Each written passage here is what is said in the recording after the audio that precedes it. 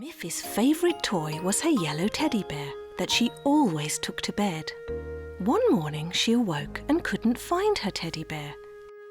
It wasn't under her blanket where it should be.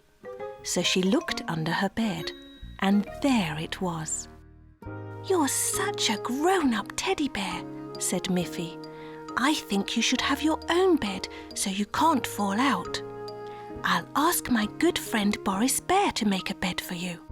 We shall go and visit him." So Miffy carried her teddy, and together with Snuffy, she walked through the forest to Boris's house. "Hello, Miffy. Hello, Snuffy," said Boris. "I'm always so happy to see you both, and I see that you have another friend with you." "It's my very own teddy bear, and he needs his own bed.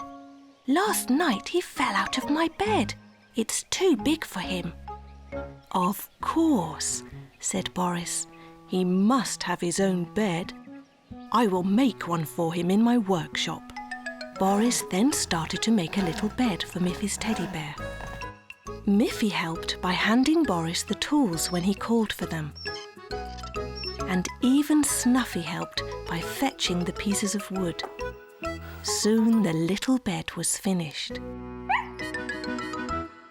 "It's a lovely bed, Boris," said Miffy. "Thank you very much for making it for my teddy." It had been a lot of work, and Miffy was tired. Just then she heard... It was Father Bunny. Barbara had telephoned him and asked him to come and collect Miffy and Snuffy. "Look, Father," called Miffy. "Here is a lovely bed that Boris made for my teddy." "Boris is so clever," said Father Bunny. "Did you remember to thank him?" "Oh, yes," said Boris. "Miffy thanked me very politely. It was a pleasure to make the little bed for her." Then it was time to ride home in Father Bunny's car. Father carefully put the bed on the back seat of the car and laid Teddy Bear in it. Snuffy jumped next to it, and Miffy got into the car as well. They waved goodbye to Boris and Barbara and set off for home. Miffy was very tired after such an exciting day and such hard work.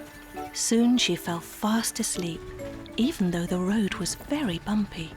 When they drove around a corner, the wheels of the car hit a big bump, and the teddy bear flew right out of the car.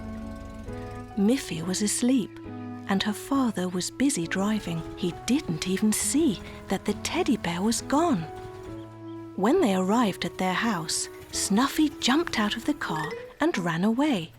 Miffy looked on the back seat and saw that the little bed was empty. Where was her teddy bear? She began to cry. "Oh dear, Teddy Bear is lost in the forest. I'll never see him again." "I think it will be very difficult to find your teddy bear in the big forest." "And where is Snuffy? She has also gone," said Miffy. Suddenly they heard the sound of barking. They looked back and saw Snuffy come running out of the forest.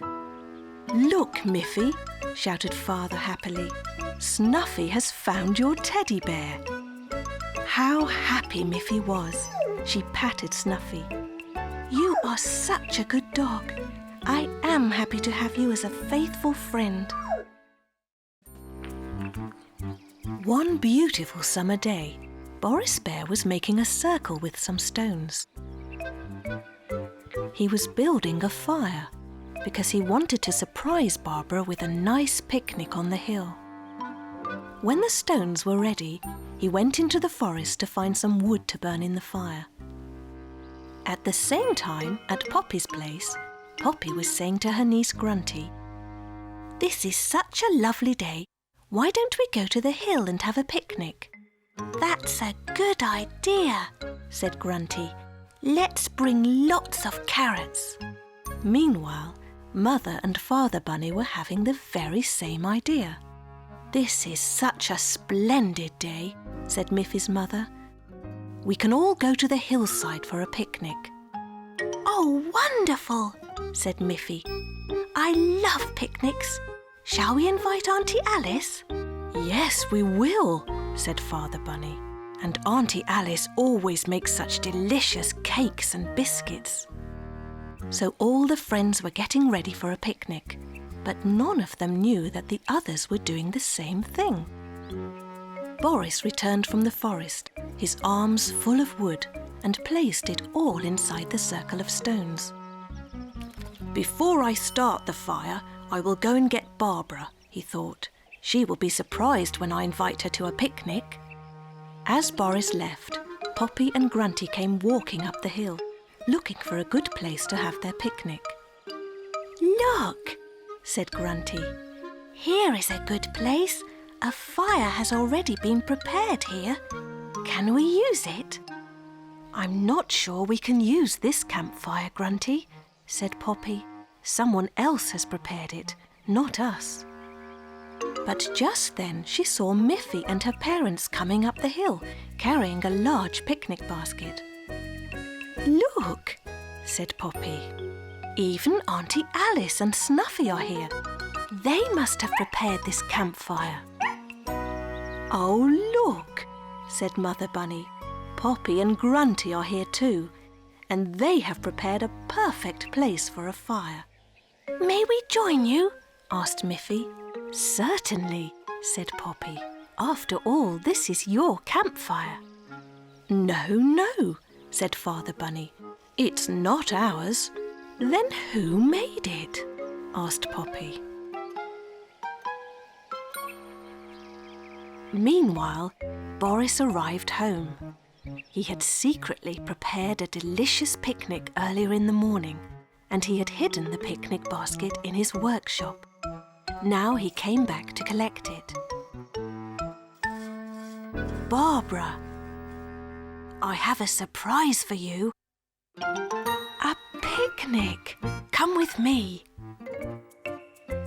So Boris and Barbara walked up the hill. They heard lots of voices. "What a lovely surprise you have made for me, Boris," said Barbara. "You've invited all of our friends to have a picnic on this lovely day." Boris just smiled and said, "Welcome everybody to our picnic. I will now start the fire." "Aha," said Father Bunny. "Aha," said Poppy. "Aha," said Miffy. "It was you, Boris, who prepared the campfire," said Auntie Alice. "Be careful when you light the fire." Boris just smiled again. And they all joined together around the blazing fire and enjoyed a wonderful picnic on a wonderful day. Poppy Pig was passing by Miffy's house, pulling a cart carrying a large Christmas tree in a pot. "Good morning, Poppy," said Miffy. "Where did you get that beautiful tree?" "Boris gave it to me, Miffy," said Poppy. "Christmas is coming, and I asked him if he could find me a nice tree." "What a good idea," thought Miffy. "We will also need a Christmas tree." Miffy went inside and asked her mother, "May I go into the forest to ask Boris Bear to find us a Christmas tree?" "Yes, Miffy, but you must be home in time for lunch." So off she went, across the meadow and into the forest. When she arrived at Boris and Barbara's house, they were already decorating their own tree for Christmas. "Hello, Boris," said Miffy, "and a Merry Christmas to you and Barbara. I would like to ask you if you can find a nice Christmas tree for our family." "Yes, I can," said Boris. "But you know I mustn't cut down a forest tree. I can dig one up for you and then put it in a pot so the tree can stay alive for next year." So they went into the forest and they saw many beautiful trees. Miffy saw one that was especially beautiful. But I think that one is too big to put inside our house. Well, what about that charming little one over there? Oh, that one is too small. All our Christmas tree decorations won't fit on such a tiny tree. Then Boris pointed to a medium-sized tree. Do you think this one will do? He asked. Yes, said Miffy. That's a lovely one. Can you dig that one up for me, please? So Boris dug up the tree, being very careful not to damage its roots. I will bring it to your house tomorrow. Miffy was home just in time for lunch, and she told her mother about the lovely tree that Boris was going to bring them. The next evening, Miffy and her mother and her father were busy decorating the tree. It looked so beautiful and even had flashing lights. In the morning, Miffy was on her way to school and little Snuffy was running along with her. When they arrived at the school, there was Boris with a very big tree for the schoolyard. Hello, Miffy, said Boris. This is the tree that you said was too big for your house, but I thought it would be just perfect for your school. The school teacher and all the children were very pleased to have such a wonderful tree for their school. All the children were soon at work, making decorations for their new tree. It was going to be so beautiful. Then Boris knocked on the window. I have another surprise for you, Miffy. I also brought the tiny tree. I think it will be perfect for Snuffy. How wonderful, said Miffy. Snuffy's own special Christmas tree to put near her doghouse. All the school children were happy with their big tree. At Christmas, Miffy and her parents were happy with their medium-sized tree. And little Snuffy was very, very happy with her very own tiny tree. One bright summer morning, Miffy was ready to go to school, so she went out to get her scooter. She was very surprised to see that her scooter had turned yellow. That's very strange, thought Miffy. I thought my scooter was red. She walked around the scooter. There was nothing remarkable to see, except for the changed colour. Miffy carefully touched the frame to see whether the yellow colour might have been painted on, but it hadn't. She ran back into the house. Mother, she asked, can a scooter change colour overnight? I don't think so, Miffy, said her mother. But yesterday my scooter was red, and today it's yellow, said Miffy. There must be a reason for that, Miffy, said her mother. Best to take the yellow scooter to school now, and we will solve the puzzle later. So Miffy went to school on the yellow scooter. She was very puzzled. How could this have happened? She wondered. All day she wondered about what had happened to her red scooter, and she couldn't concentrate on her lessons. When class was over, Miffy came out of school with her friend Melanie and looked at the other children's scooters. There was a blue scooter. There was a green scooter. There was a brown scooter, and there were 2 yellow scooters. But there was no red scooter. Well, said Miffy, I still have to solve the mystery. Melanie was surprised too. I thought you had a red scooter, Miffy, she said.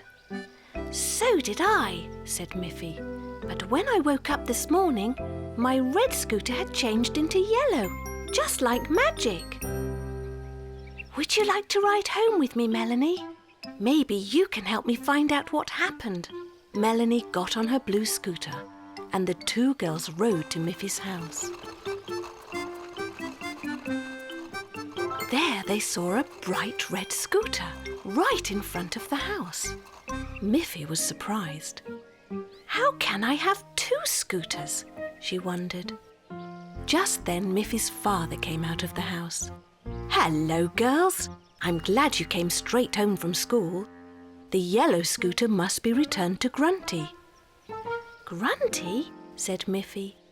Yes, your scooter needed new wheels, Miffy. I asked Poppy Pig if we could borrow Grunty's scooter for one day. I took your scooter to Grandfather's workshop. He fixed it this morning. But I promised Poppy to return Grunty's scooter today. So that explains the mystery, said Miffy. Let's go visit Poppy and Grunty to return the yellow scooter, and we can bring them some nice fresh carrots from our garden as a present. That's a good idea, said her father. Miffy and Melanie collected a basket full of carrots. While they were collecting carrots, Miffy said to Melanie, sometimes there is mystery in nature as well, like these green leaves. They are actually orange carrots. They all had to laugh.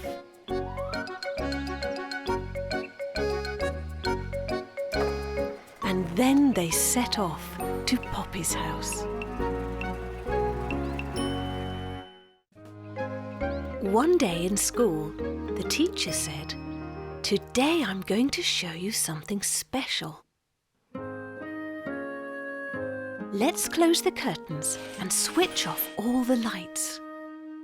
When it was completely dark, the teacher turned on her desk lamp and shone it on the wall. Then she held up a piece of paper that had been cut into the shape of a little girl bunny. "Look," said the teacher. "When I hold this bunny shape in front of the light, you will see her shadow on the wall." And there it was, a great big shadow, exactly in the shape of a girl bunny. "Can you see?" said the teacher.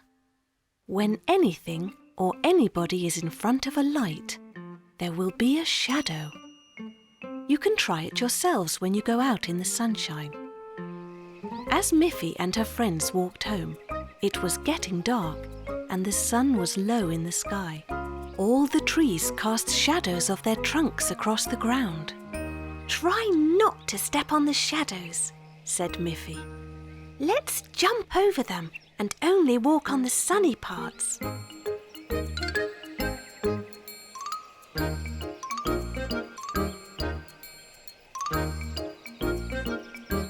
What fun it was!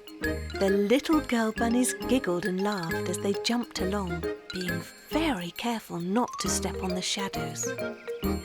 Miffy was still laughing when she arrived home and waved goodbye to her friends. At the dinner table that evening, she told her mother and father everything she had learned about light and shadows. But now it was night time and the sun had gone. It was time for Miffy to go to bed. After her mother and father kissed her goodnight, Miffy went into her room and changed into her pyjamas. She walked over to her bed and turned off the light. But just then, she saw something move on the wall. She turned the light back on, but she couldn't see anything. When she turned it off, there it was again. "What's that in my room?" thought Miffy. She was a little frightened. She went to her door and called her parents. "Mother, Father, there's someone in my room." Miffy's mother and father came straight away, but they couldn't see anyone in Miffy's room. Except Miffy. "But there is something," said Miffy. "Look. When I turn off the light, I can see something moving along my wall." And there it was. Something very big with very long ears. Father Bunny laughed. Mother Bunny laughed too. "That's your own shadow, Miffy," said her father. "How can it be my shadow?" said Miffy. "There is no sun and the light is off." "But look out the window, Miffy," said her mother. Yes, it was night time and there was no sun, but Miffy could see a full moon shining brightly in the sky. "When the moon is very bright, it can also cast shadows, Miffy," said Father Bunny. "That was your very own shadow moving on the wall, cast by the light of the full moon." Miffy understood and was happy she had discovered her own shadow. On a bright but very cold winter day, Miffy and Grunty were having fun throwing a ball back and forth in Miffy's garden. Snuffy was there too, running and jumping up, trying to catch the ball herself. Then, when Miffy threw the ball, Snuffy caught it in her mouth. Grunty had to laugh, and Miffy too. But when they wanted to continue to play with the ball, Snuffy did not listen to Miffy. "Snuffy, give me the ball," said Miffy. But Snuffy just ran away with it. Then Mother Bunny came out of the house and called, "Isn't it too cold for you to be outside, girls? Even the water in this flower pot is frozen. I have made some hot chocolate for you to warm you up again. Come in, girls." So Miffy and Grunty went in and enjoyed the delicious hot chocolate. Snuffy stayed outside, pushing and chasing the ball. Later, when the two girls were playing in Miffy's bedroom, they heard Snuffy barking and barking. And when they looked out of the window, they saw she was covered with snow. Everything was covered with snow.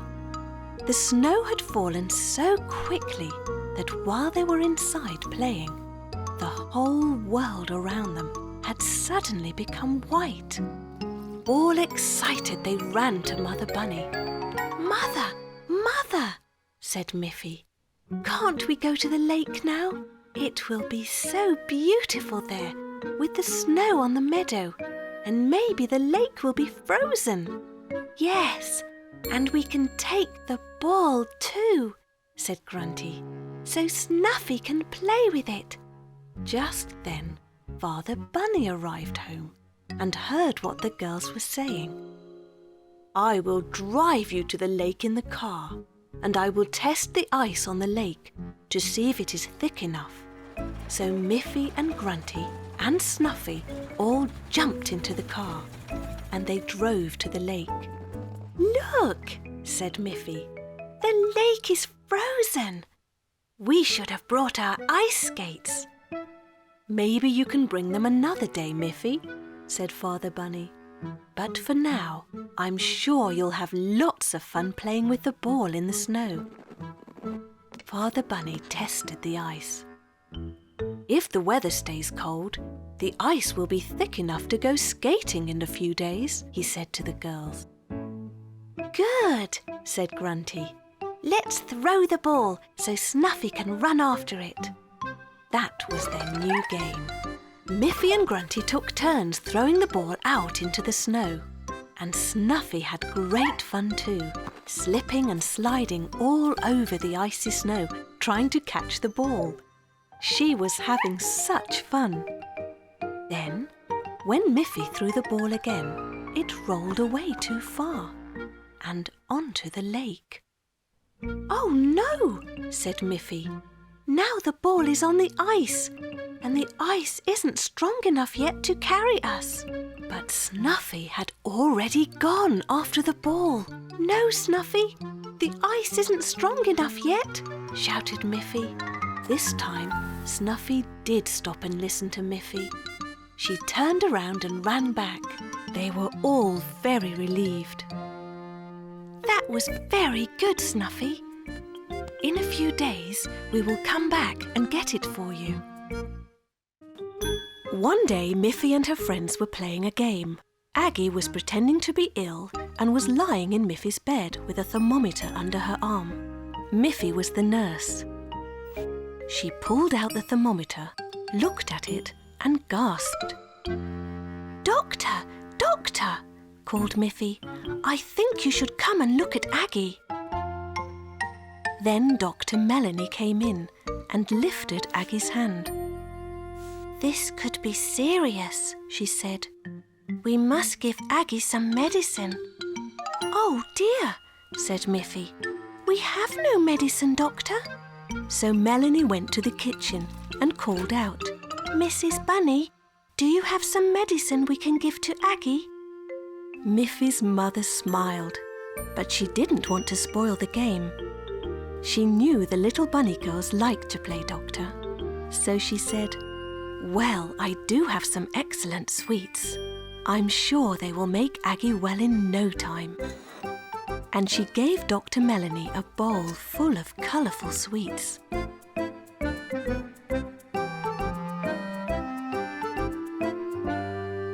Melanie gave Aggie one of the sweets. She then gave one to Nurse Miffy, and of course, she took one for herself. "We have to be sure this is good medicine," she said. And then she said very loudly, "Aggie is so ill that she will need a lot of this medicine." At that very moment, Father Bunny came home from work. "What is that I just heard?" he said. "Aggie is ill? My goodness!" "Don't worry," whispered Mother Bunny. "The girls are just pretending. They're playing doctor." Father Bunny wanted to join in with the game too. "Well, well," he said. "I'm glad there is a doctor in our house. I'm not feeling so well myself." "Doctor, doctor," called Mother Bunny. "You have another patient here." So Dr. Melanie came in and felt Father Bunny's pulse. She said. She called out to Miffy. "Nurse Miffy, can you bring me my doctor's set?"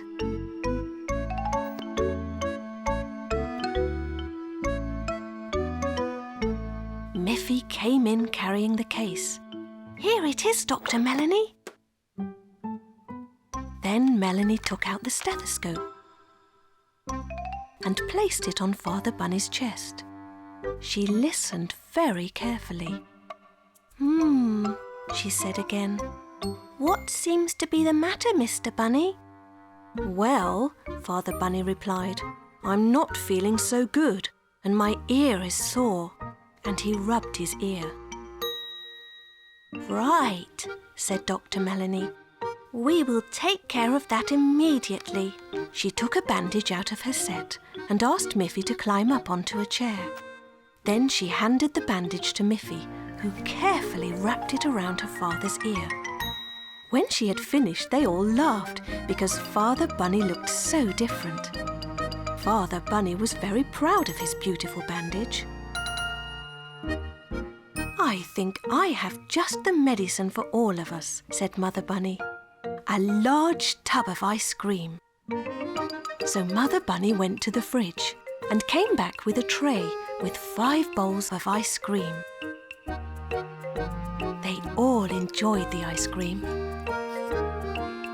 "This is the best hospital I can imagine," said Father Bunny, and they all felt much, much better. One morning, Miffy woke up and looked out of her window to find that her garden was completely covered with white snow. She wanted to run out and play in it. "First, you must put on some warm clothes, Miffy," said Mother Bunny. So Miffy put on her woolen coat and scarf and ran out into the snow. "I think I'll make a snowman," thought Miffy, and she started to roll a ball of snow.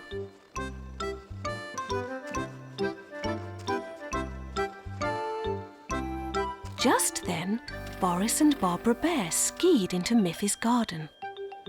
"Good morning, Miffy," said Barbara. "Boris and I were out skiing, and we thought you might like to come too." "Oh, that would be fun," said Miffy. "I got a pair of skis for Christmas, but I haven't tried them yet." "Don't worry," said Boris. "We will teach you how to ski." Miffy was so excited. She ran into the house and got her skis.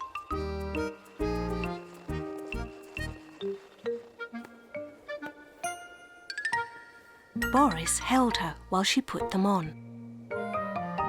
"You look like a proper skier already," said Barbara. "Let's start at the easy level, on the flat ground." "Oh, look!" shouted Miffy happily. "I'm really skiing." But then she fell.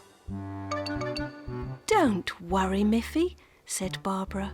"We've been skiing a long time, but we still fall down sometimes." Miffy picked herself up and was soon skiing along nice and smoothly.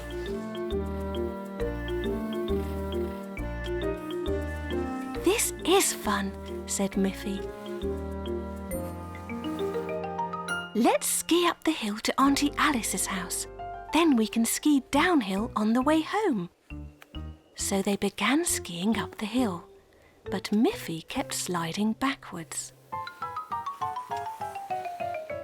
Boris helped Miffy and showed her how to point the skis outward so that they could grip the snow. "I think I can do it," said Miffy. So she tried, and she found that it worked. It was hard work, and by the time they reached Auntie Alice's house, they were out of breath. Auntie Alice heard the swishing of snow and the huffing and puffing outside her house, and she came out to greet them. "Hello, mountain skiers," she said. "I think you all need a nice cup of hot chocolate." Boris, Barbara and Miffy took off their skis and went inside with Auntie Alice to enjoy some of her wonderful hot chocolate. "Thank you, Auntie Alice," said Miffy. "Now we are ready for the fun part, skiing down the hill." So they said goodbye to Auntie Alice and put their skis back on. "Be very careful skiing downhill," said Boris. "You have to learn how to slow down and not go too fast." But Miffy could hardly wait to start, and off she went, faster and faster down the hill. It was fun, but also a little scary. She forgot how to slow down, and when she came to a little hill, she flew right up into the air and landed in the snow. Boris and Barbara skied up to her. Miffy said, "This morning I wanted to make a snowman. Now I am a snowman myself." They all laughed. Miffy's father was very proud of the family car. He liked to clean it, and he loved to go driving in the clean car. "It's a dry, sunny day today," he said to Mother Bunny and Miffy, "so we can go for a drive, and my car won't get muddy." Miffy asked, "Where shall we go, Father?" "We could drive out into the countryside and stop by Auntie Alice's house. Perhaps she would like to come with us." "Oh, yes! It's fun when Auntie Alice comes," said Miffy, and off they went. At Auntie Alice's house, Miffy and Father Bunny went out of the car. They saw a note on the door. Father Bunny read it aloud. "I'm off to visit Boris and Barbara Bear.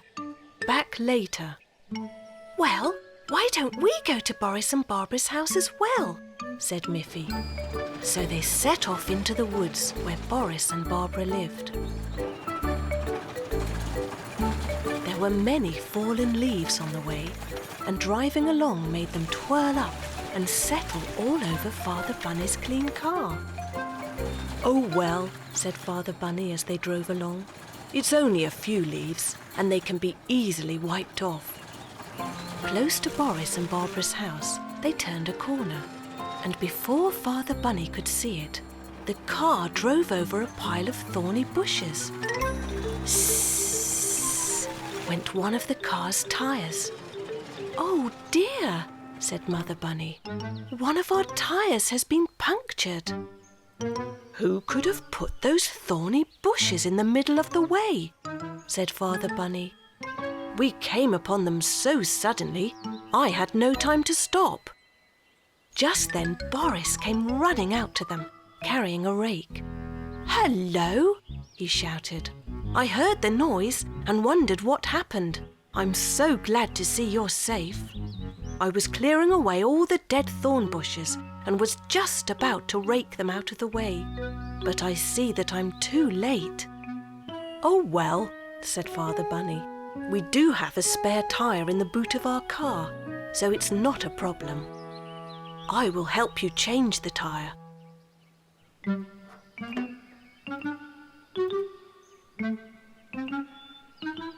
It was hard work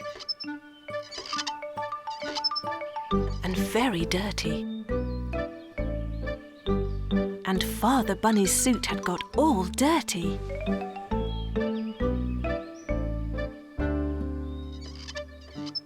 When the new tyre was on the car, Auntie Alice came by. "Hello," said Auntie Alice. "What are you doing here?"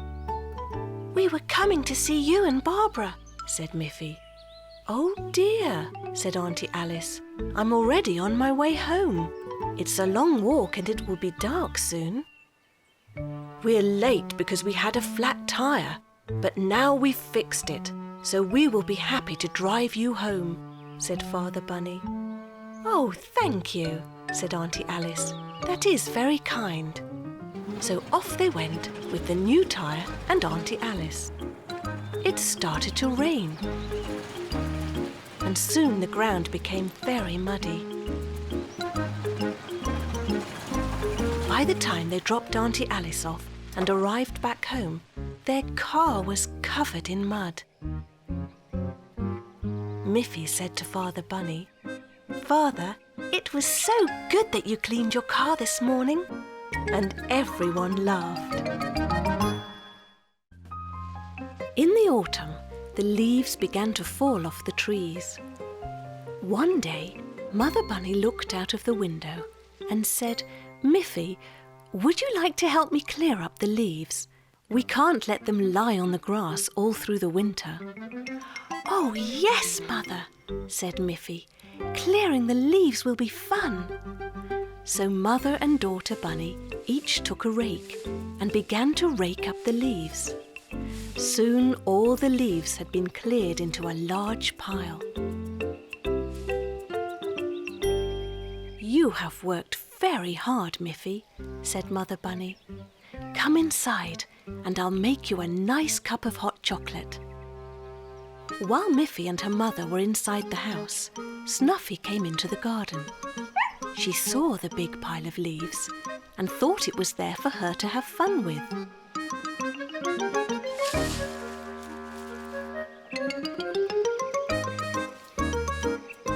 Soon the garden was once again full of leaves. "Oh, Snuffy," said Miffy, running out. "I know you are having fun, but we worked so hard to rake up all those leaves." But of course Snuffy didn't understand. She just wagged her tail and gave a couple of happy barks. Then Mother Bunny came out and said, "Snuffy, if you sit quietly and wait while Miffy and I rake up all the leaves again, then we will give you a nice bone." So Miffy and her mother once again raked up all the leaves into a big pile. It was even harder work the second time. "Now, Snuffy," said Miffy, "you were a good dog this time and didn't jump into our pile of leaves. So you deserve your tasty bone, and we deserve some lemonade." And they all went inside.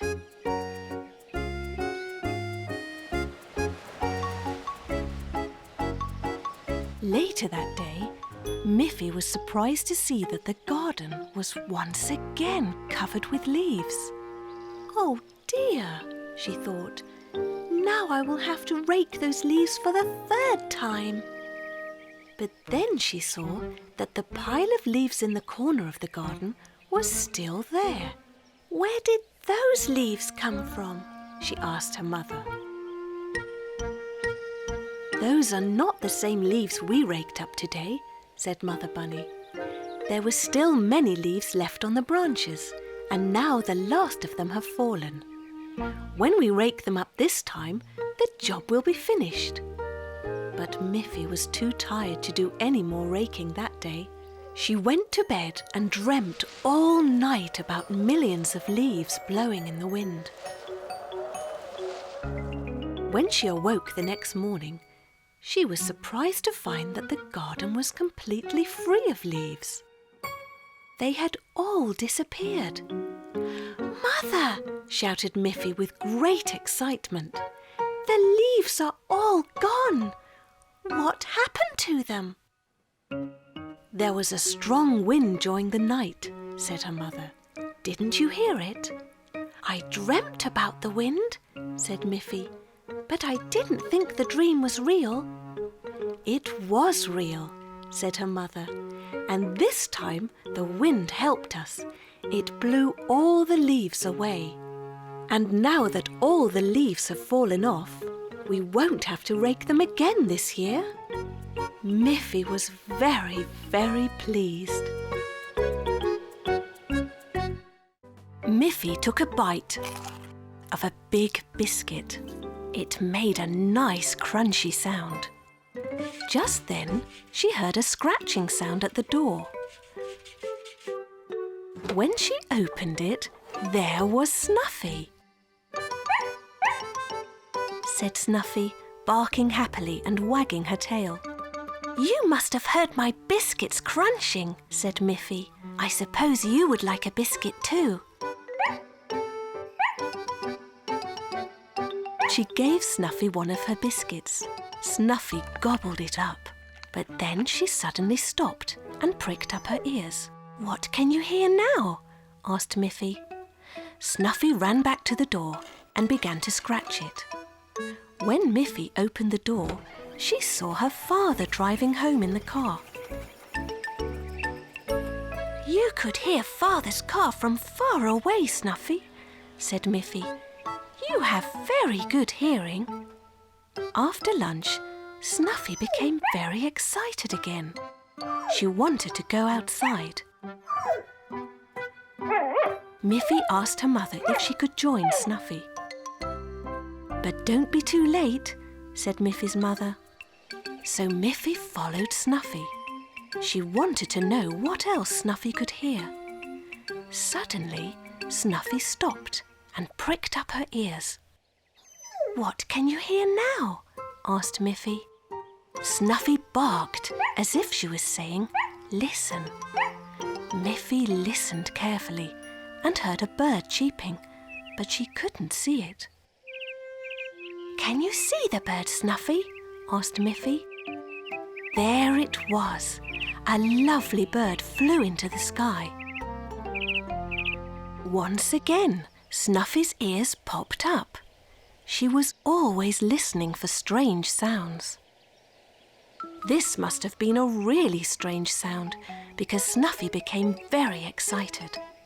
But Miffy couldn't hear a thing. Snuffy began to run to the forest. "Perhaps she can hear a frog," wondered Miffy, "or a duck on a pond." Snuffy ran further and further, stopping to listen and then running on again each time. It must be something very strange, thought Miffy. She had to run very fast to keep up with Snuffy. Snuffy became more and more excited. What in the world could she be hearing? Thought Miffy. She still couldn't hear a thing. It was so quiet in the middle of the woods, but Snuffy ran on and on. At last, Miffy began to hear a strange sound. It must be Boris Bear sawing some wood, she thought. But it wasn't the sound of sawing wood. It was much louder than that. Suddenly they came to an open space in the woods, and they saw where the noise was coming from. It was Boris. He was leaning against a tree, fast asleep and snoring. Snuffy began to bark, and Boris woke up. "Oh dear," said Boris. "Hello, Snuffy. Hello, Miffy. I was working all morning in the woods, and I must have fallen asleep." Miffy thought that was very funny. "Well, Snuffy could hear you all the way from our house," said Miffy. "Either your snoring is very loud, or Snuffy's hearing is very, very good." One morning, Miffy hurried to school, and Snuffy ran along with her, because she could smell the delicious sausage that was in Miffy's lunchbox. Miffy was in a hurry, because today was art class, and she wanted to make a present for Mother's Day. In the classroom, there were all kinds of coloured paper and cloth, and Miffy decided to make a pretty box for her mother's necklace. She worked very hard the whole day, cutting pieces of strong blue card and gluing and folding the pieces together to make a beautiful box. Then she took a bright red paper and cut out a heart shape and pasted it on the lid of the box. On the way home, Miffy stopped and put the blue box inside her lunchbox so her mother wouldn't see it. She wanted it to be a surprise. "I will hide the present underneath my bed," she thought, "and draw some clues for my mother on many pieces of paper." When Miffy took the blue box out of her lunchbox, she noticed that it smelt a bit like the sausage that she had eaten for her lunch. Snuffy smelt it too and came to see what Miffy was doing. "Shh," Miffy whispered. "This is a secret present for my mother." Miffy then took her drawing pad and drew a picture on each sheet. First, she drew a picture of a bowl and put the picture on her mother's favourite chair.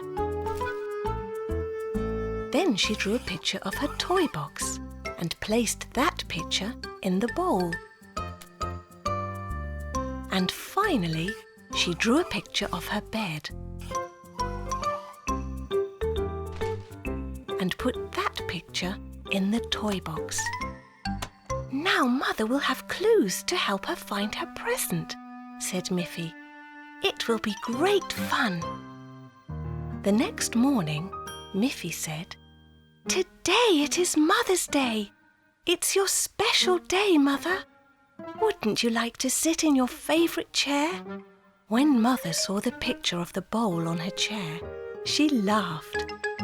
"I know," she said. "This is a clue, and I must look in the bowl." When she went to the bowl, she saw the picture of the toy box. And when she went to the toy box, she saw a picture of Miffy's bed. So then she looked under Miffy's bed, and Miffy smiled, thinking of how happy her mother would be when she saw the pretty blue box. But there was nothing under Miffy's bed, not even a drawing. "Where should I look now?" asked Miffy's mother. Just then Snuffy came in, wagging her tail and barking happily. "What have you done with the present, Snuffy?" asked Miffy. And Snuffy ran to her doghouse in the garden. Mother looked inside the doghouse, and there was the box. "What a lovely present!" cried Miffy's mother happily. "How clever you were to make it, Miffy! And how clever you were to hide it in Snuffy's doghouse. I would never have thought to look there. Miffy laughed. It had turned out to be a very special Mother's Day.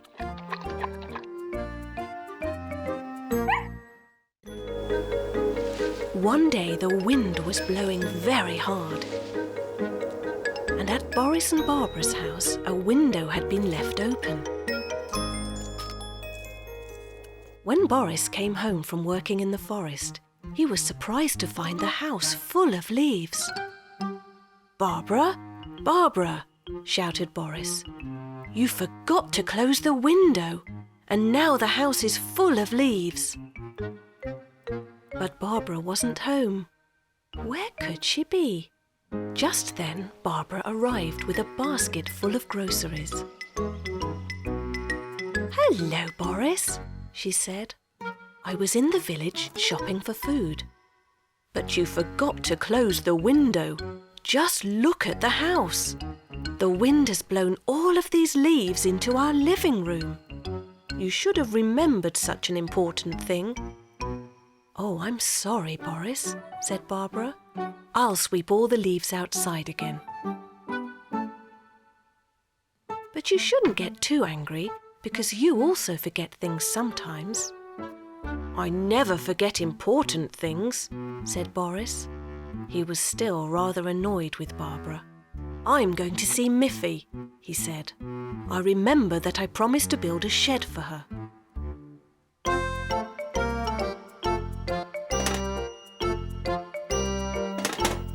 So he picked up his tools and wood and put everything in his little wagon.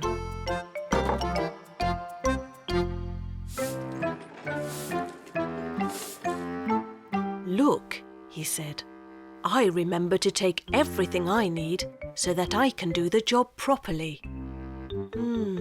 Said Barbara. She didn't say any more, but continued to sweep the leaves as Boris pulled his wagon down into the forest.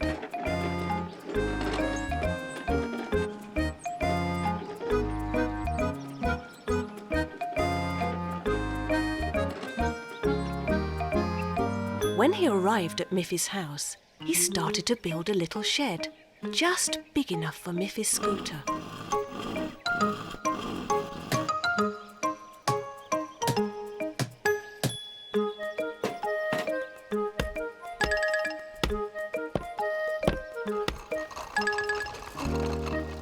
"It looks really good," said Miffy. "Thank you, Boris." And Boris felt very proud that he had done such a good job. Meanwhile, Barbara had finally finished sweeping all the leaves out of the house, and she was feeling very tired after so much work. She put the broom back in Boris's workshop in its proper place. And what do you think she saw on Boris's workbench? A lock and key! Just then, Miffy shut the door on her new shed, but it bounced back open again. "The door won't stay closed, Boris," said Miffy. "Did you forget to put a lock on it?" "Oh dear," said Boris. At that moment, Barbara appeared in Miffy's garden with something in her hand. It was a door lock. "Did you forget this, Boris?" asked Barbara. "I thought you never forgot anything important." Boris was very embarrassed, but Miffy said, "Oh dear, I forgot something important too. My mother told me I should make you some nice hot cocoa to say thank you for the new shed." And they all began to laugh.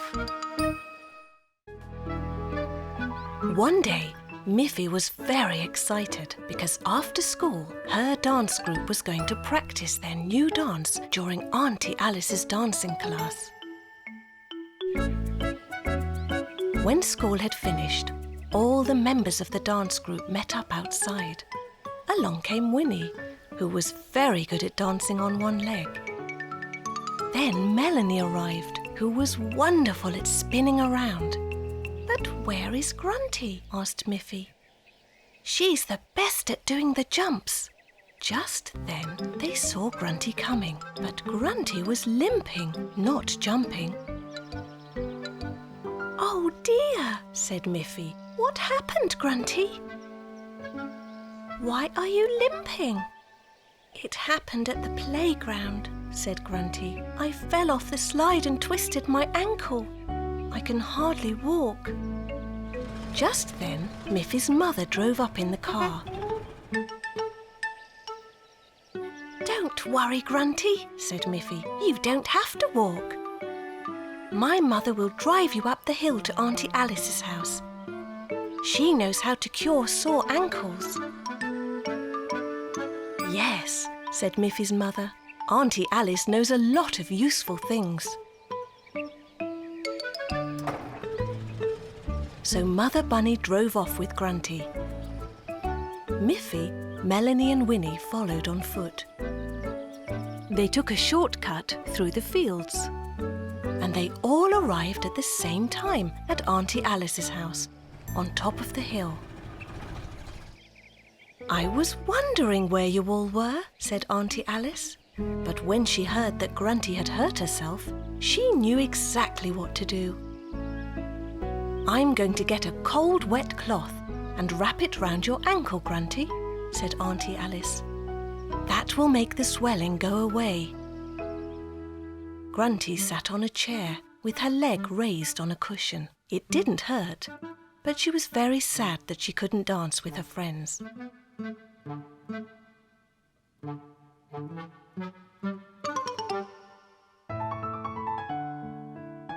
Miffy, Winnie and Melanie practiced their part of the dance, but they were sad too because Grunty couldn't join in. "Don't be sad, girls," said Auntie Alice. "It's not so bad. I have some special cream for Grunty's ankle, and I think she will be ready to dance at the school performance next week." When the night of the school performance arrived, everyone wondered whether Grunty would really be able to do her jumps. The curtains opened and beautiful music began to play. First, Winnie danced out onto the stage and lifted one leg. "Bravo! Bravo! Hooray!" Then Melanie came out with her lovely pirouettes, and Miffy followed with a beautiful dance like a swan. Everyone waited to see Grunty. Winnie held her breath. Melanie closed her eyes. Miffy made a wish. Then Grunty appeared and made 3 big jumps across the stage. Everyone cheered. "Hooray! Hooray! Hooray!" Grunty said it didn't hurt at all, thanks to Auntie Alice. Mother Bunny had baked some delicious biscuits. Miffy was bringing some to Boris and Barbara Bear. As she walked through the forest, she saw a bird in a tree. At the bottom of the tree, she noticed that there were 1, 2, lots of mushrooms. And look, she thought, there are many white clouds up in the sky. She counted 1, 2, 3. Oh, and there are some beautiful butterflies. 1, 2, 3, 4. What else can I count? Then Miffy remembered that beyond the wooden bench there would be a few trees left before she reached Boris and Barbara's house. There was the bench. So she started counting. 1 tree, 2 trees, 3 trees, 4 trees, 5 trees, and there it was. "Hello, Miffy," said Boris. "It's so nice to see you. But look at the sky. There are some very dark clouds up there, and the wind is getting stronger. I think there is a storm on its way, and I should take you home right away." "But I brought some of my mother's delicious biscuits for you and Barbara," said Miffy. "Don't worry, you can visit us again tomorrow.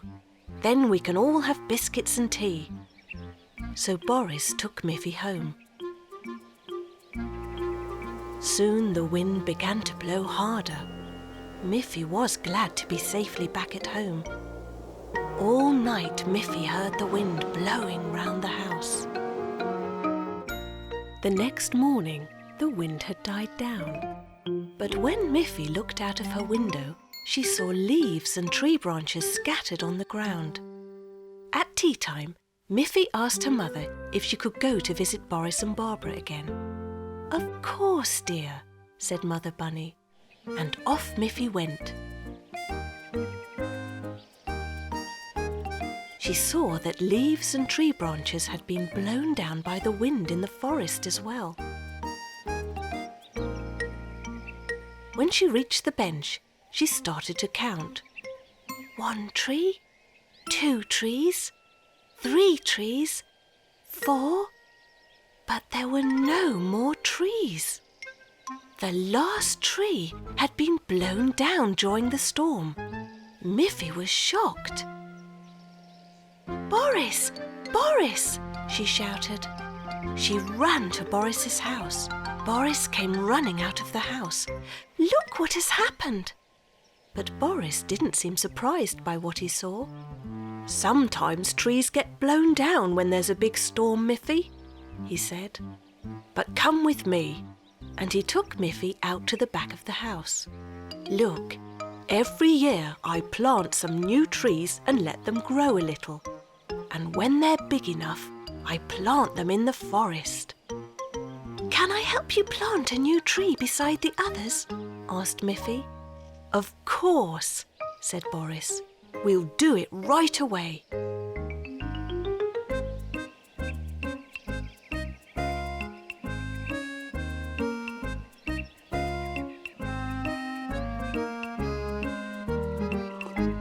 "Now there are 5 trees again," said Miffy. And then it was tea time, and they enjoyed the delicious biscuits. One day, Miffy ran home from school, when suddenly Snuffy ran straight past her and reached the front door first. "Snuffy, you are a much faster runner than I am," said Miffy. "I could never beat you in a race."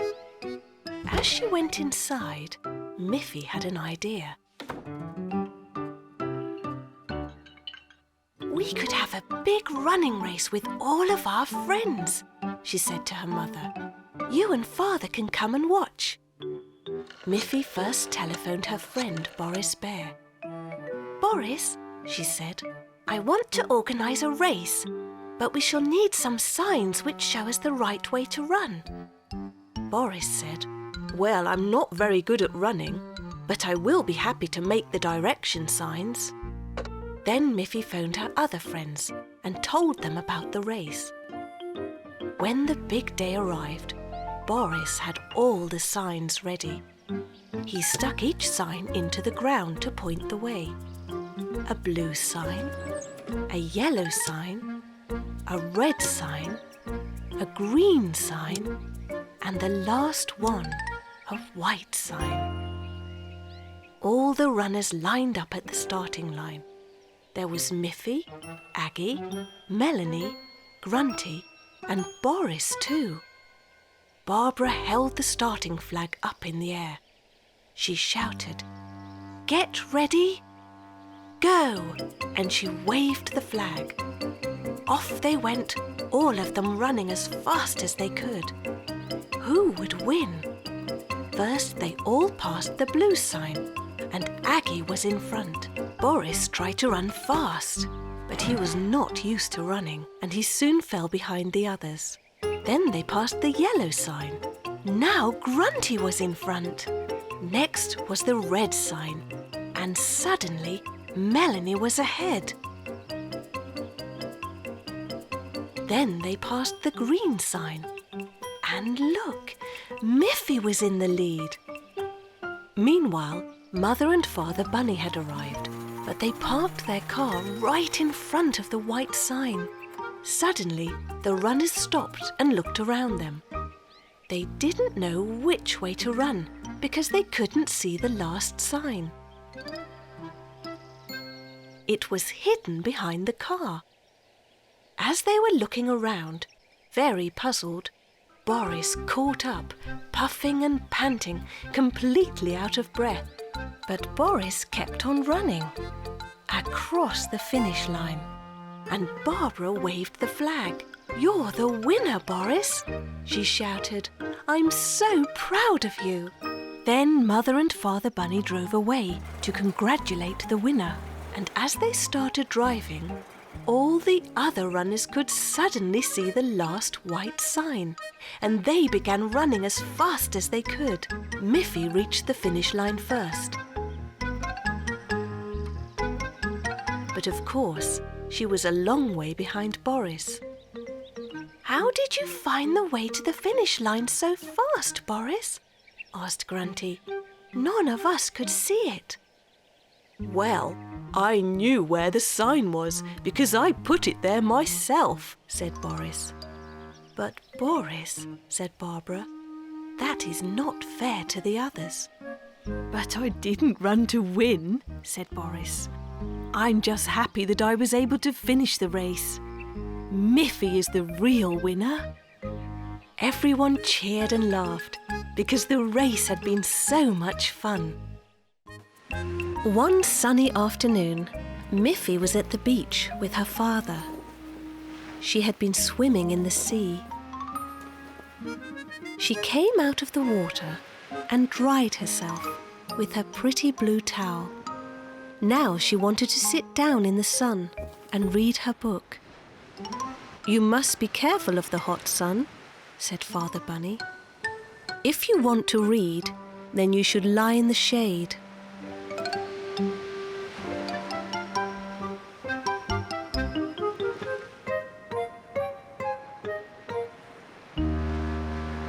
So Miffy found a shady place next to a colourful tent. She read a few pages of her book, but then the owners of the tent folded up the tent and left the beach.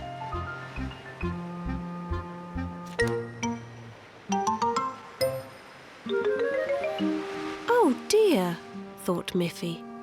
"Now I must find another shady place."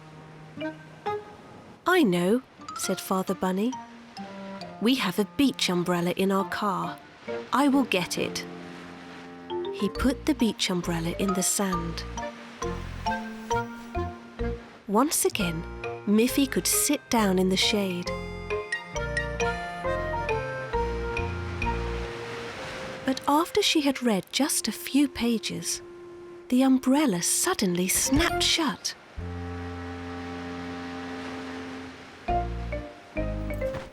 Father Bunny tried very hard to open it again.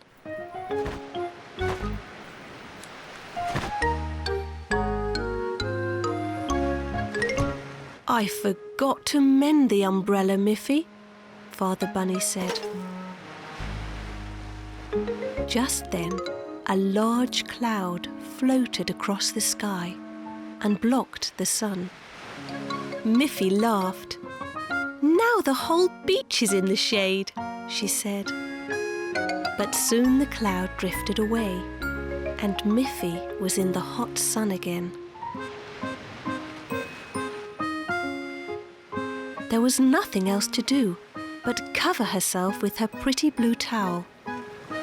But there was a strong breeze, and the towel blew away.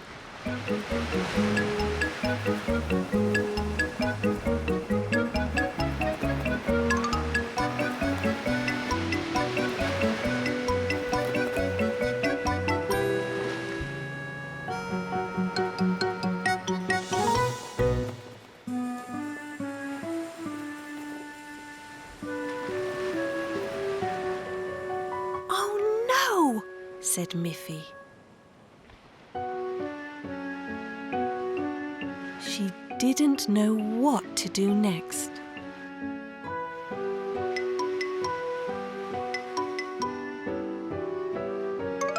By this time, the sun was going down.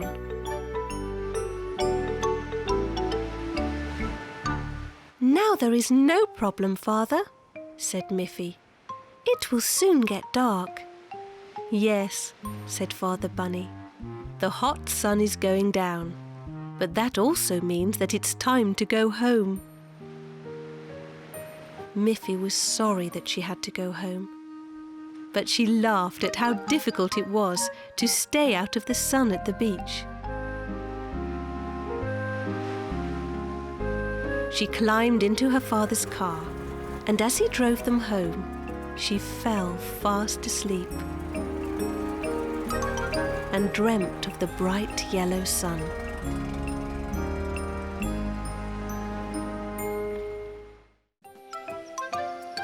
Miffy and Melanie were walking home from school, and Melanie said, "Miffy, tomorrow is the last day of school before our summer holiday. Shall we make a present for our teacher?" "Oh, yes," said Miffy. "I will ask my mother to give me a flower pot, and I will paint a nice design on it." "Good," said Melanie, "and I will make some pretty paper flowers to go into your pot." "Yes," said Miffy. "That way our present will be from both of us together." So the two little girls went home, each to make their part of the present.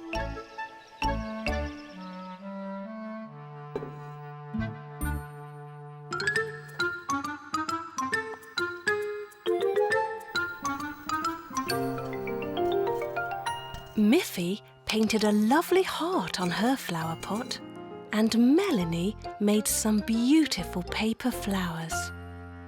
The next day, the two girls walked to school with each of their presents wrapped in gift paper. When the school class started, the teacher said, "Dear children, today is the last day of school before our summer holiday, so this will be a special day." Miffy and Melanie raised their hands. "We would like to give you a present," said Miffy. "Melanie and I have made something special just for you." "Oh, how nice of you," said the teacher. "What a wonderful surprise." First, Miffy gave the teacher her present. The teacher unwrapped it very carefully. "What a lovely flower pot, Miffy. Did you paint it yourself?" Then Melanie came forward and gave her present to the teacher. When the teacher unwrapped it, she said, "How thoughtful! Lovely flowers to go into a lovely flower pot." She was very pleased and thanked both girls. "Now," said the teacher, "it's time for us to all go out and have fun in the playground." So all the children had lots of fun on their last day of school.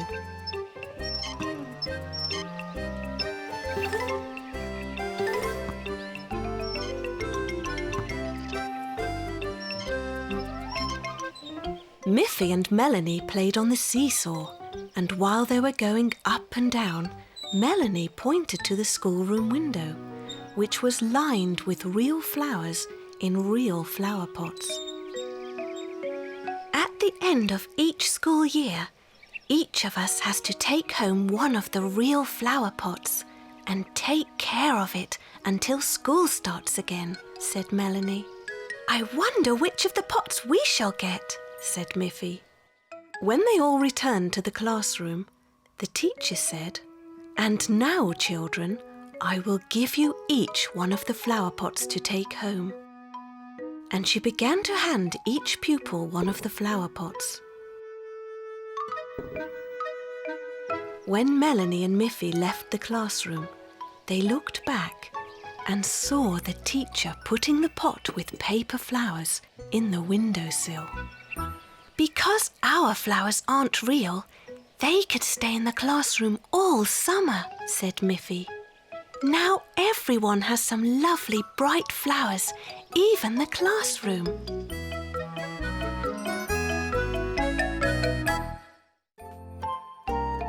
Miffy loved the sea.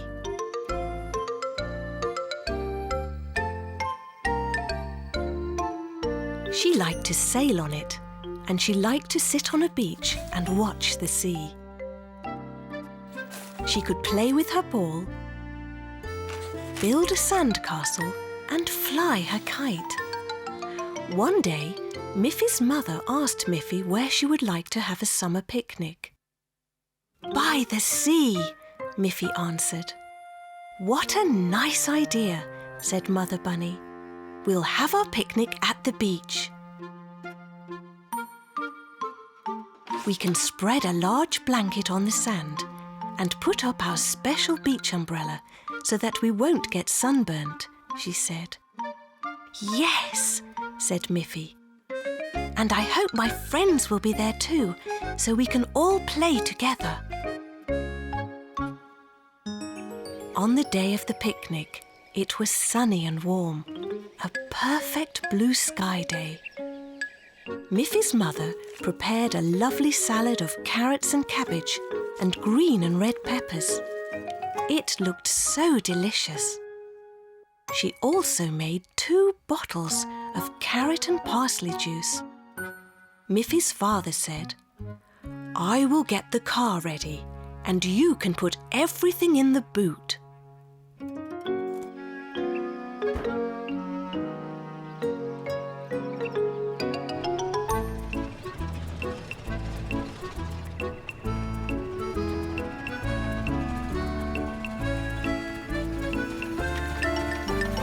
When they arrived, they saw that Boris and Barbara Bear were also at the beach. And look, Auntie Alice and Aggie were there too. Boris and Barbara had a basket full of freshly picked blueberries from the woods. Auntie Alice had a large box of her home-baked biscuits and chocolate cake. She said, "Why don't we join our picnics together?" "What a good idea," said Father Bunny. "Let's spread this blanket out for all that wonderful food."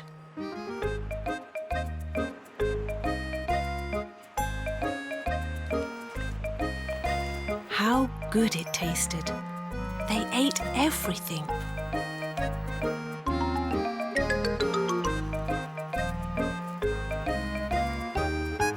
When they had finished, Auntie Alice said, "Before we play a game, let's all sing a happy summer song." Aggie began to play her accordion. As she played, the sound of the waves grew louder, so Aggie began to play louder as well. And while everyone was singing and Aggie was playing, no one noticed that the sea was coming closer and closer.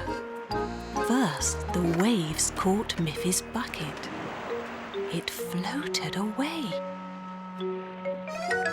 And then, before anyone realized, the sea had reached the towels.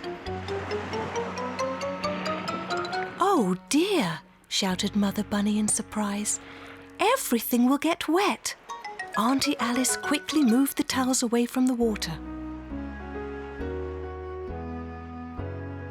"I'm glad we finished all our food," said Mother Bunny.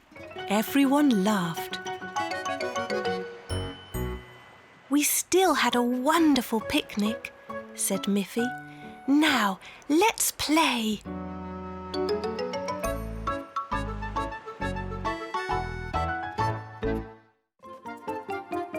"Where is my school bag, Mother?"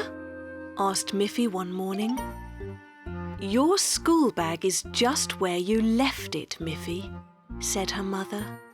"But I have searched everywhere," said Miffy. "I'll help you," said her mother. "Let's search your room."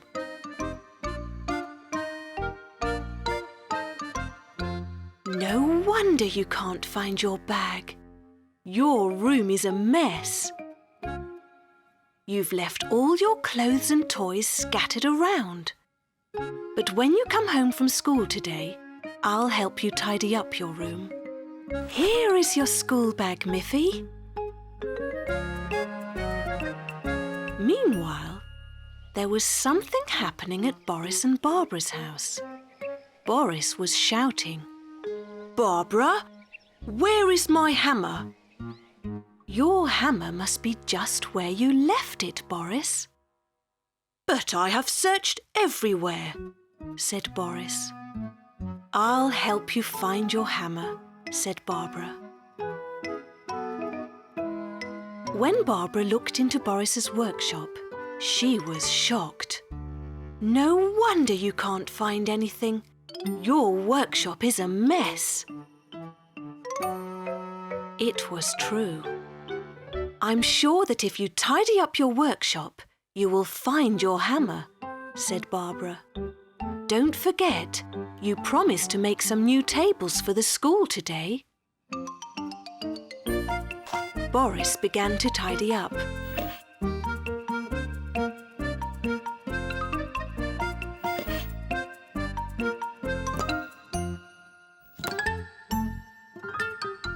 And soon found his hammer.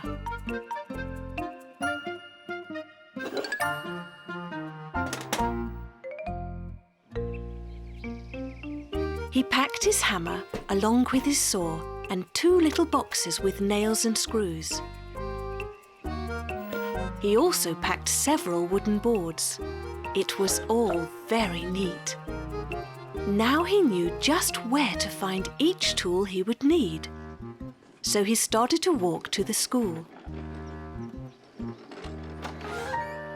When he arrived, the teacher said, "Someone has borrowed 2 of our tables and didn't return them, and now no one can find them." "I'm happy to help," said Boris.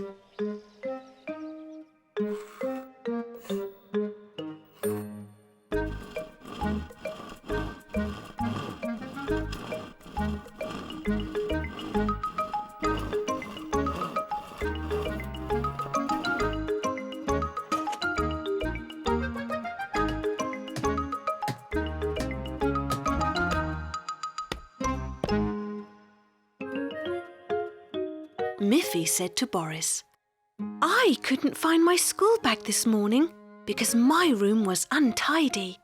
It's wonderful how you can find everything you need so quickly." "You know, Miffy, I had the same problem. I couldn't find my hammer this morning because my workshop was so messy." Just then, Aggie and Winnie came in. "We borrowed some tables last week." "Goodness," said their teacher.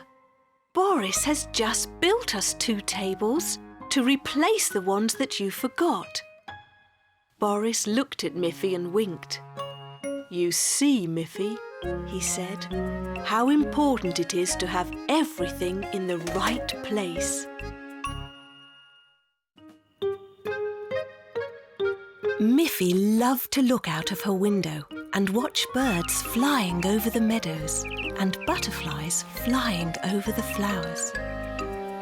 "How wonderful it would be to fly," said Miffy. "I wonder if I could fly too. Maybe I can. I've just never tried. I don't have wings like the birds or the butterflies," she thought, "but maybe I could fly by flapping my arms." So she went outside and ran very fast, flapping her arms as hard as she could. But she just fell down.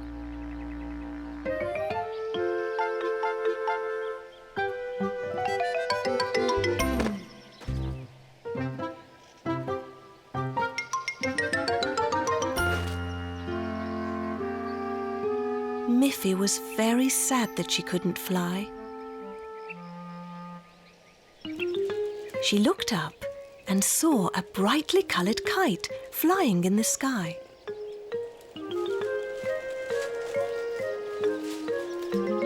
At the end of the string was Grunty.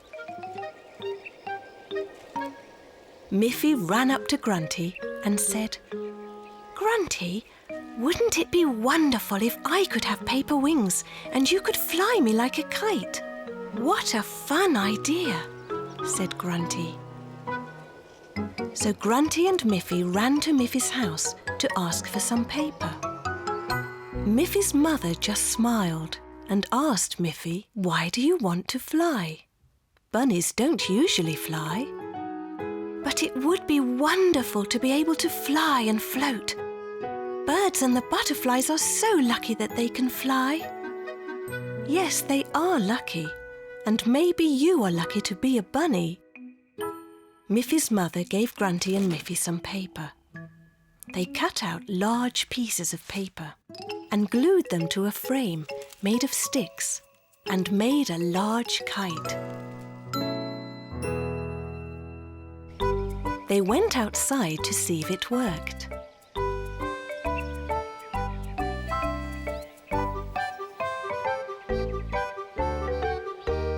They tied Miffy to the kite, and Grunty pulled and pulled on the string.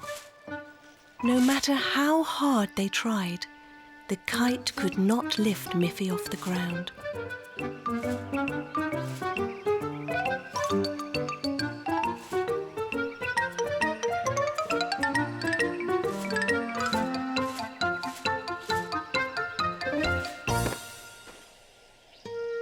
Miffy was fed up with it and very disappointed. She gave up and went into her bedroom.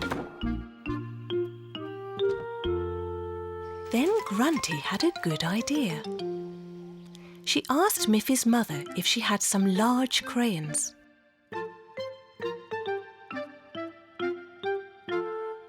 Grunty took the crayons and began to make a drawing on the kite.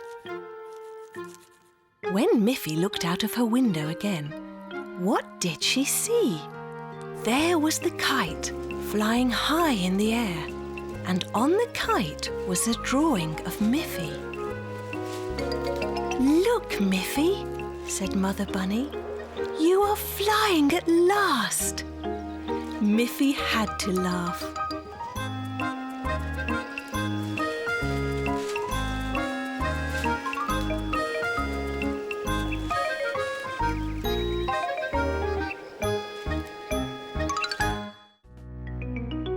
One morning, when Miffy awoke, she saw that her teddy bear was sick. His arm was dangling by a thread. "Oh dear," said Miffy. "You're looking very bad, little teddy. I'll have to take you to the doctor." "Is there a doctor for teddy bears?" she asked. "Well," said Mother Bunny, "the very best toy doctor is your own Auntie Alice." So straight after breakfast, Miffy carefully wrapped her sick teddy bear in a napkin and placed him in her scooter basket in order to bring him to Auntie Alice.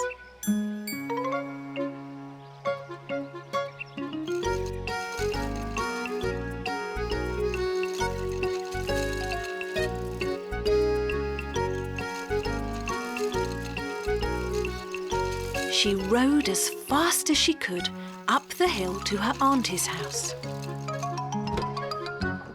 "Will you please look at my teddy bear?" asked Miffy. "Mother said you're the very best toy doctor." "Well," said Auntie Alice, "come in, Miffy dear, and let me examine the patient."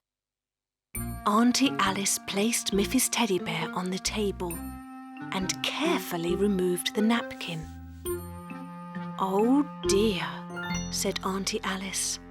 "This is a more serious condition than I thought.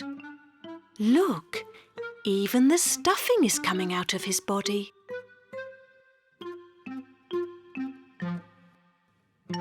"You've come just in time." "Oh, can you help him?"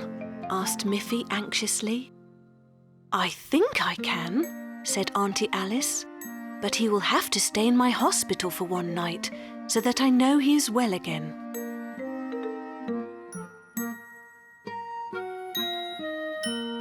Miffy was very sad to be without her teddy for even one night. But she had to go home.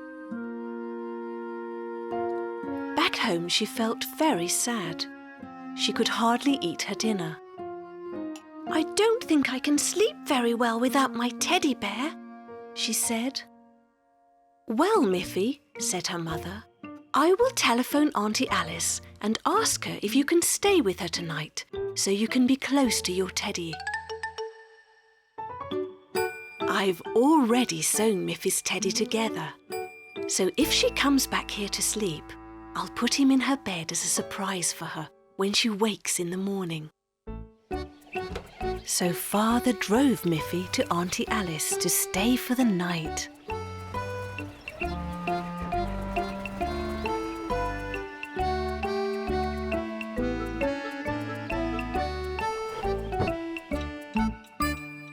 As soon as Miffy was asleep, Auntie Alice carefully tucked the repaired teddy bear under Miffy's blanket.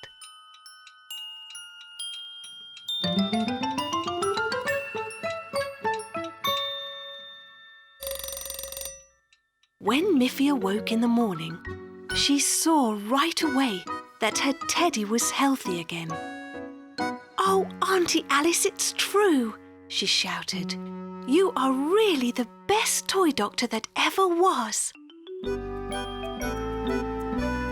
"Thank you, dear," said Auntie Alice proudly, and Miffy was very happy that her teddy bear was well again.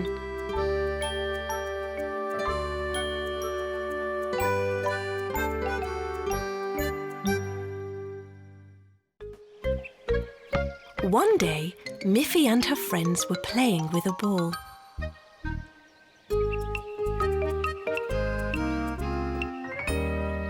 "Let's see who can throw a ball the highest," said Miffy, and she threw her ball. Then it was Melanie's turn. It went even higher. Then Aggie tried. Not quite so high. Just then Poppy Pig came by. "Hello, girls," said Poppy. "I'm very good at throwing balls. May I try?" "OK," said the girl bunnies. Aggie said, "But I don't think you can throw the ball higher than we can." Poppy threw the ball. Up it went, but it did not come down. "What happened?" said Poppy. "Did you see how high I threw the ball? Where is it?" The bunny girls laughed. "The ball is in the tree," said Melanie. "You threw the ball high enough for it to get stuck in the tree. Luckily, the wind blew the ball out of the tree." "OK. Let's see how far I can throw the ball this time."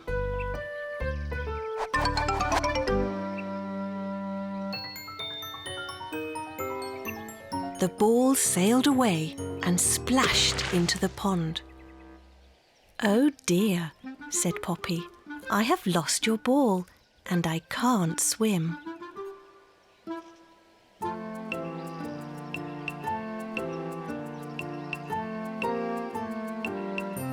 But just then, Miffy's father came along. "Don't worry," he said. "I will get your ball out of the pond and then we can have a game to see who can kick the ball the furthest." Father Bunny got in a boat and rowed out to the middle of the pond and took the ball out of the water.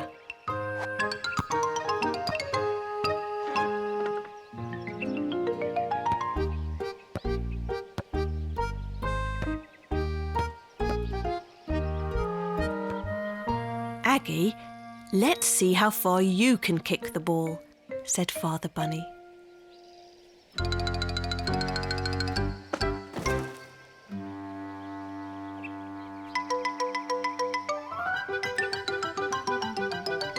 Then Melanie tried.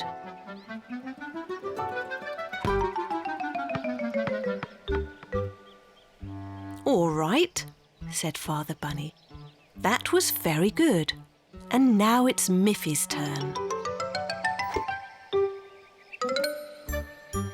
Now, young bunny girls, said Father Bunny, I will show you how to really kick a ball. Poppy Pig was glad that she didn't have to kick the ball, but she watched Father Bunny to see how a ball should really be kicked. The ball sailed away straight towards Miffy's house. Dinner is ready, called Mother Bunny. Aggie, Melanie, Poppy and Miffy gasped. Father Bunny was very sorry about what he'd done, and he was worried that Mother Bunny would be very angry with him. But Mother Bunny just laughed and said, "Well, at least the ball is in time for dinner. Now let's see who can run the fastest to the table."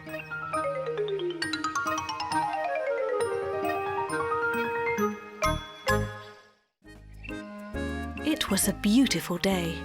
The sun was shining, the birds were singing, and the flowers were in bloom. Miffy thought, "This is going to be a nice day." "Mother," said Miffy, "it's such a lovely day. May I visit Poppy Pig?" "Yes, Miffy, but it's a long way and your scooter is broken. You'll have to walk."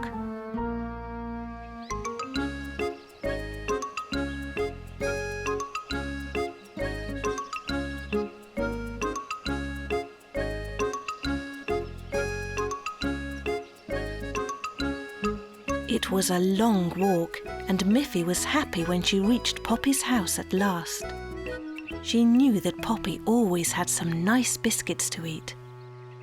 When she knocked on the door, she could almost taste those biscuits, but there was no answer, and she looked up and saw a note stuck at the door. Miffy read the note. "I'm off to visit my cousin. Back next week," it said. "Oh, well," thought Miffy, "what else can I do on this lovely day?" She walked all the way back home.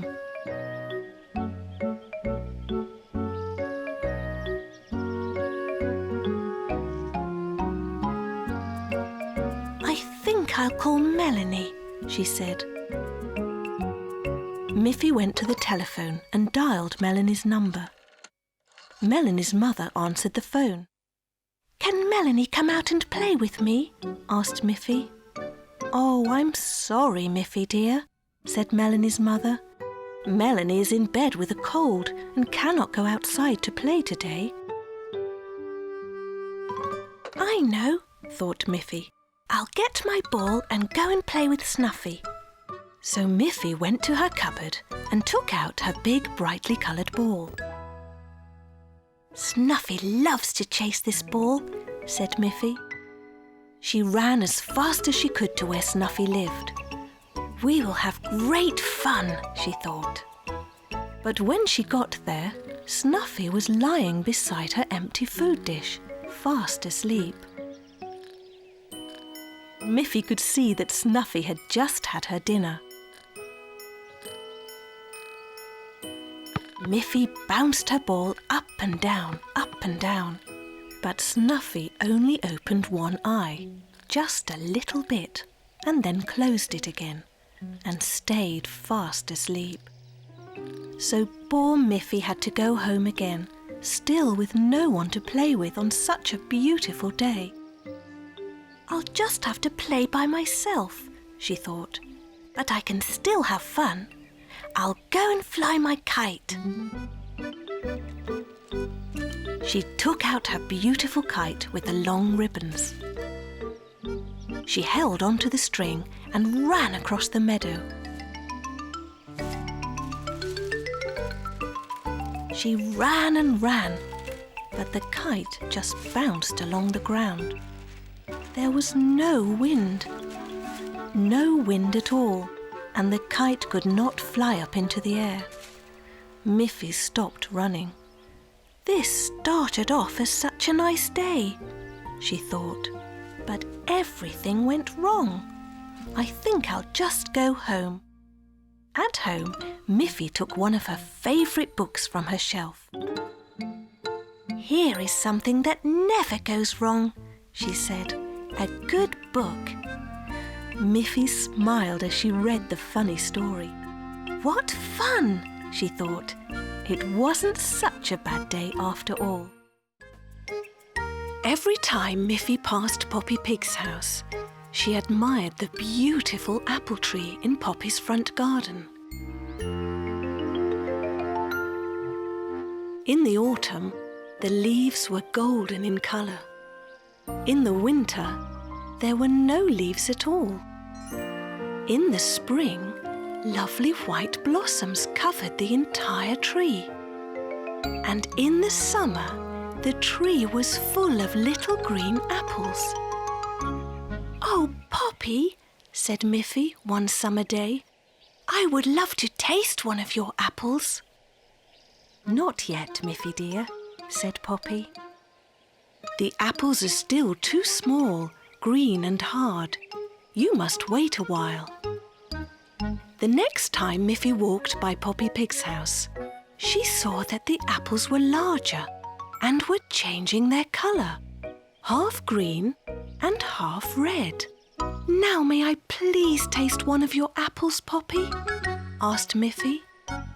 "Not yet, Miffy," said Poppy. "The apples must be all bright red before they are ready to eat." As Miffy was very excited, it was difficult for her to wait for things.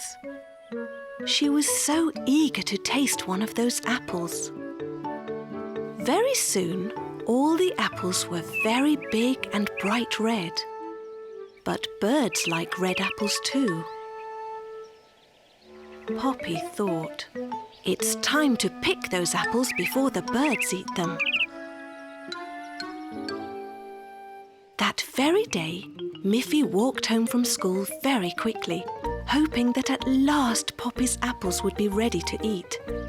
She was so excited, thinking about how good they would taste, and could hardly wait to get to Poppy's house. And there it was. But look! There were no more apples in the tree. All those wonderful apples were gone. Miffy ran to Poppy's door and knocked. But Poppy was not home. Who could have taken Poppy's apples? Miffy wondered.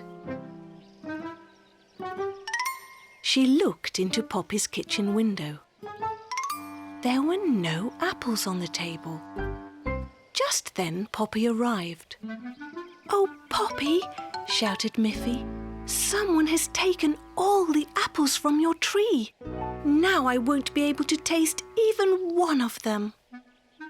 Poppy said, "Oh, I was away buying some fresh milk. Wouldn't you like to come in and have a glass of milk with me?" "Oh, yes, Poppy," said Miffy. "But what about your apples?" "Well, maybe I will have a surprise for you, Miffy dear." And they went inside Poppy's house.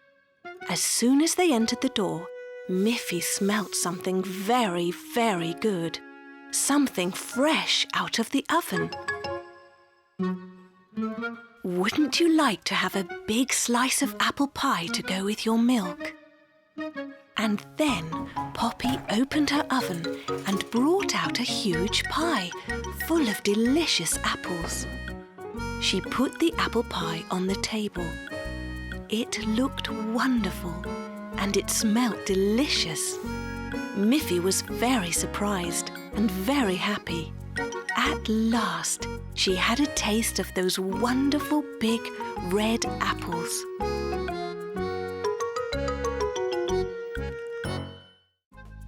Miffy, Melanie and Grunty were invited by Boris and Barbara Bear to a picnic at their home in the forest. The three friends walked very quickly through the woods to get there. They were all very hungry. Soon they were there, and they saw Boris making a circle out of some stones on the ground. Barbara was preparing lunch on the picnic table. "Hello, Miffy. Hello, Grunty. Hello, Melanie," she called. I'm putting some of the vegetables from our garden into this pot. We will have a wonderful vegetable soup for our lunch. Hello, Miffy. Hello, Grunty. Hello, Melanie, called out Boris. I'm going to cook the soup for our lunch, and you are going to help me cook it. Melanie, you can look in the woods and find some very small sticks to help start the fire. Grunty, will you please fetch some logs from the pile in the back of the house? They will burn hot enough to do the cooking. Then Barbara said, and Miffy, will you please help me slice the carrots and cabbage for the soup? So everyone had a job to do.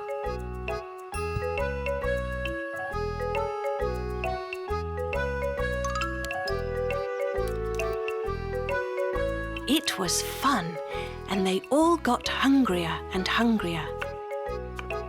But when everything was ready, they noticed there was still one very important thing missing.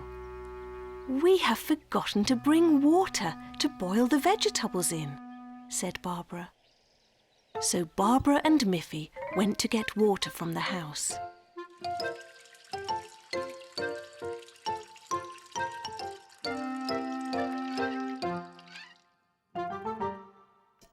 Once they had filled the pot, they carried it outside.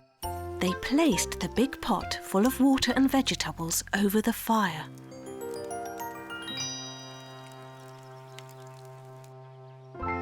Before long, a delicious smell rose from the cooking pot. And as the soup began to boil, they all noticed an exciting bubbling sound. That bubbling is just like music, shouted Miffy. Yes, said Barbara, excited. But it needs some rhythm. And she began to tap the cooking pot with a wooden spoon. It made a ringing bell-like sound. Then Melanie stamped her feet in the same rhythm. And Grunty picked up 2 sticks and began to click them together. I'll get my banjo, said Boris, and he ran to the house. When he came back out, strumming his banjo, Miffy also started to dance. And everyone followed her around the soup.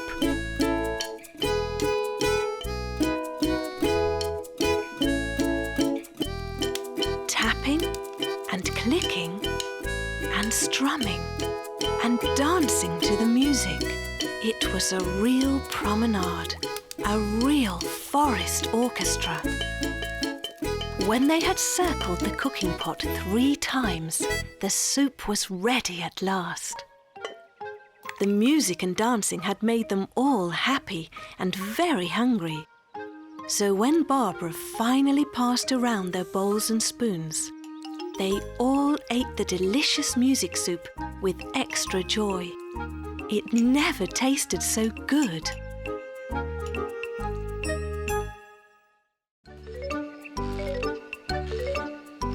Miffy and Aggie were having great fun in the playground. Look at how they went up and down on the seesaw. They were laughing and going up and down, up and down. Just then, Snuffy came running into the playground as well.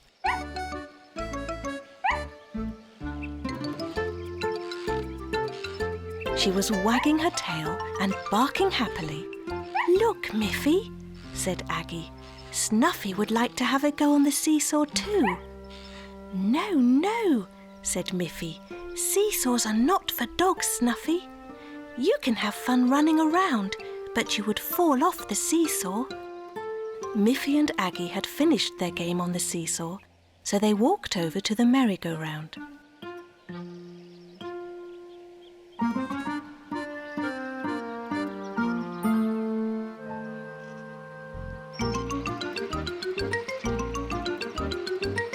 They pushed with their feet, and the merry-go-round went around and around, faster and faster. Snuffy ran around it, around and around, wagging her tail and barking eagerly. Look, Miffy, said Aggie as they spun around and around. Snuffy wants to be on the merry-go-round too. No, no, said Miffy. The merry-go-round is a lot of fun for us, but you would surely fall off and hurt yourself if you got on it. The merry-go-round is not for dogs, but you can run around it if you like. Soon the merry-go-round slowed down. Miffy and Aggie were a little dizzy. Snuffy still wanted to play, and she was almost able to climb to the top of the slide. But she wasn't able to hold on to the ladder, and she fell on the ground, making a little yelp. "Oh dear," said Miffy. "Are you hurt, Snuffy? The slide is not really for dogs, you know. You must be more careful in this playground." "Let's rest a little," said Aggie. So they decided to sit on a bench for a while to eat some of the biscuits that their mothers had packed for them in little paper bags. "Here, Snuffy," said Miffy. "You can have a biscuit too. Biscuits are good even for little dogs." Miffy and Aggie laughed. They didn't want Snuffy to be sad just because she couldn't join in. "So now, please wait quietly, Snuffy dear, while Aggie and I go to play on the slide." Then Miffy climbed up to the top of the slide and slid down, laughing happily.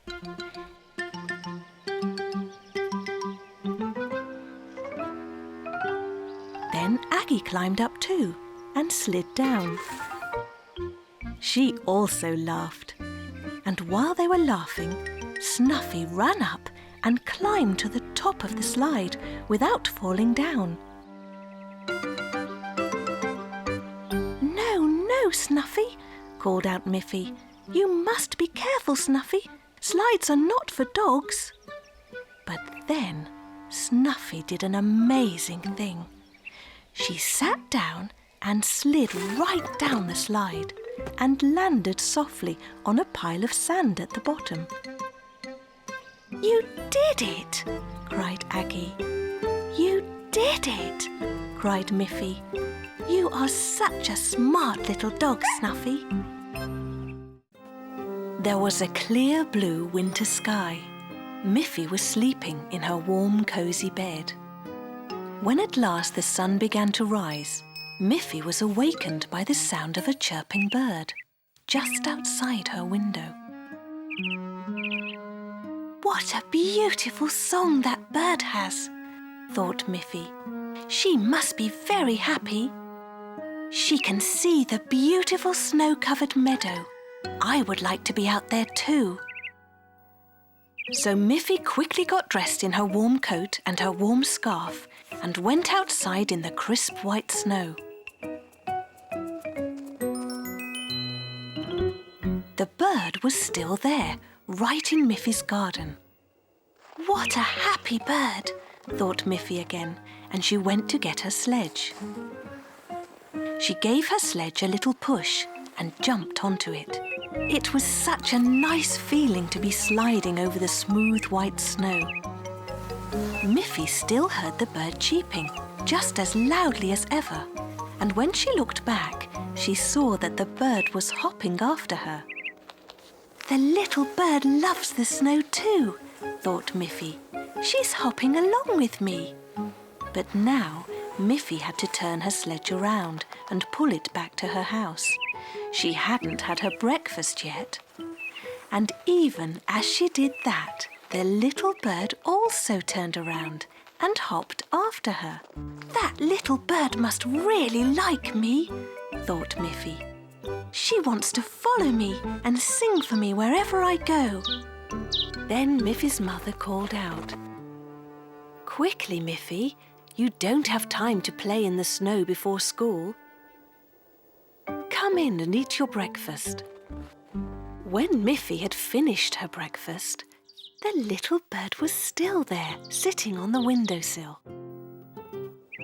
And as Miffy walked to school, The little bird followed her again, all the way to the school.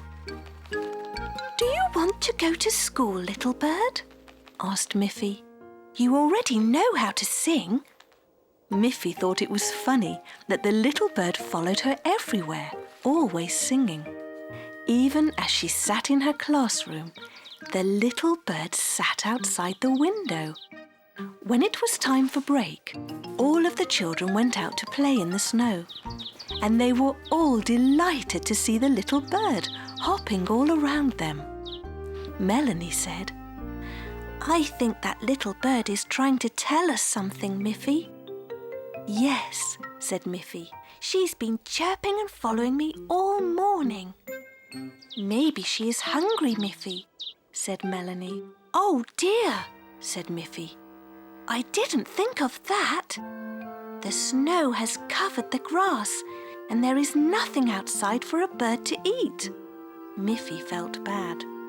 "Oh, I am silly," she said. "I should have known the bird was hungry." She ran inside and brought out the little paper bag with her lunch in it.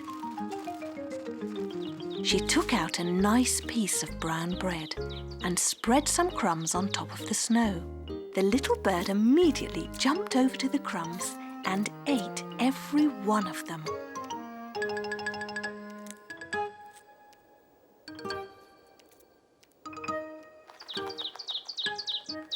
Then she flapped her wings and flew off.